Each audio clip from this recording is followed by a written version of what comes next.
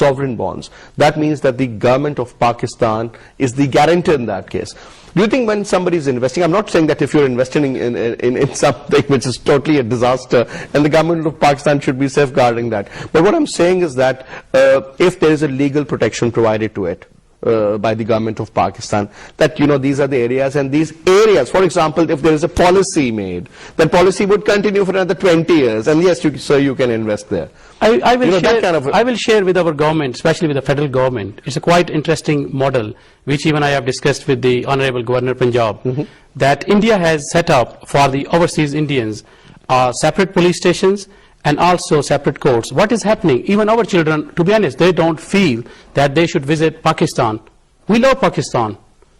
And it is unfortunate, our children, our coming generations are those who are born there, their identities, their relations, and things they can associate with are basically there, because you have roots in Pakistan, you were born here, and you have got that particular love for that school where you visited this morning. But at the so it's a different ball game for you rather than those kids who were born in UK. But at the same time, when you pick up the newspaper, you will, even there is a classic case, I will not say classic case, it's an example, that a family from Gujarat visited their district after a very, very long time, I think after 5 or 10 years.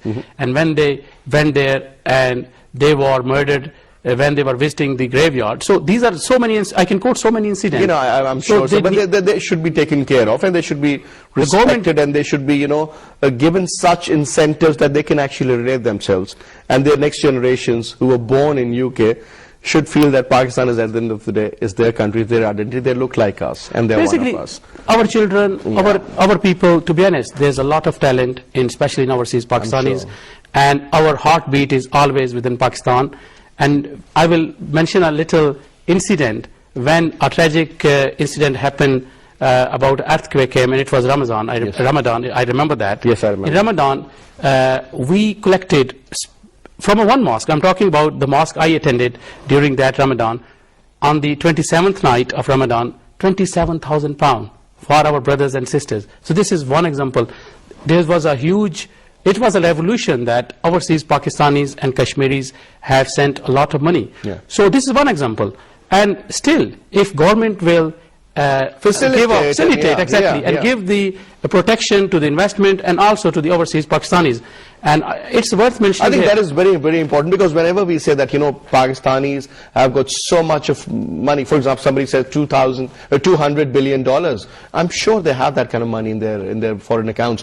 But the problem is that they need to be facilitated so that that money, when you talk about the investment, obviously if somebody's worked for 40 years abroad and he's collected something, that needs to be protected and guarded. Anyway, thank you very much, Mohammed Nazir Sahab. Thank you very much for you join us your and team and enlighten. You're welcome, sir. And with this, we come to the end of our show. And we had today in our show Mohammed Nazir Sahab, who's a solicitor in UK. And he told us about his success story. And also he mentioned about the issues which the overseas Pakistanis are facing. And they need to be taken care of. They need to be eliminated. And a lot needs to be done. But anyway, he has a good heart. He has a good soul. He did come to Pakistan and visited his school, where he at least did a little bit on his part, that he facilitated them with a system that would provide clean drinking water to the kids out there. So little things do matter in the long run. Anyway, I'll see you again. Till then, Khuda Hafiz.